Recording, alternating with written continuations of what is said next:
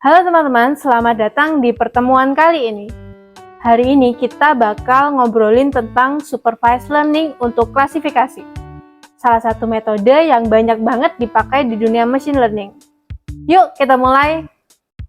Di akhir pertemuan ini, kalian bakal paham gimana cara kerja supervised learning dan bisa langsung praktek buat membedakan kategori data pakai metode klasifikasi. Seru kan?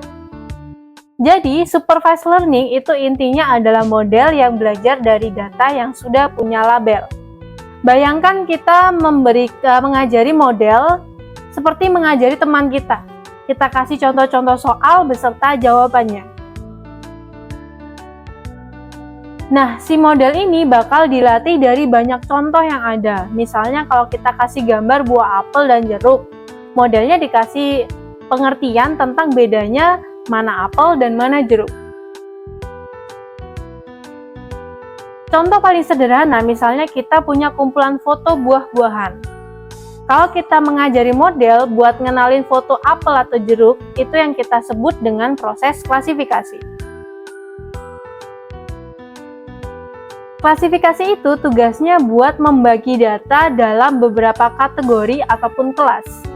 Jadi, model belajar buat memilih kelas mana nih yang paling cocok untuk data yang baru.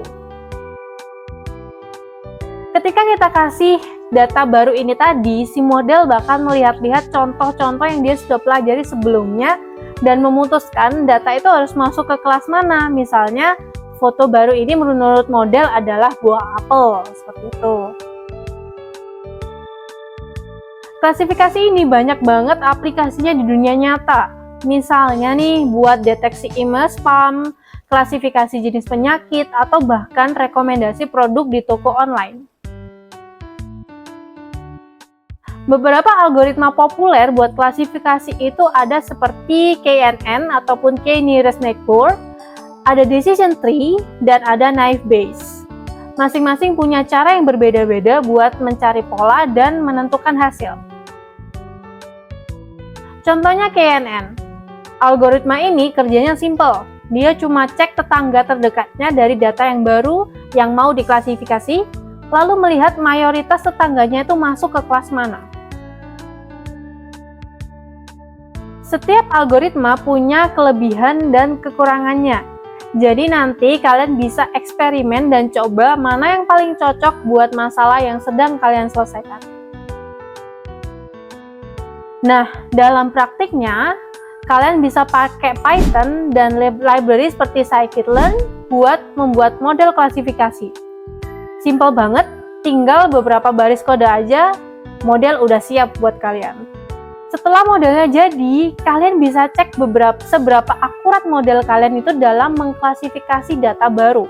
Misalnya nih, model kita bisa ngenalin gambar apel dengan akurasi sampai 90%. Jadi ingat ya, di supervised learning ini kita ngajarin model dengan contoh yang sudah ada labelnya dan model harus bisa melakukan klasifikasi buat data baru. Algoritma seperti KNN ataupun decision tree bisa bantu kalian buat menyelesaikan masalah ini. Oke, itu dulu pembahasan kita kali ini tentang supervised learning dan klasifikasi. Semoga bermanfaat dan jangan lupa latihan biar makin paham. Sampai jumpa di pertemuan berikutnya.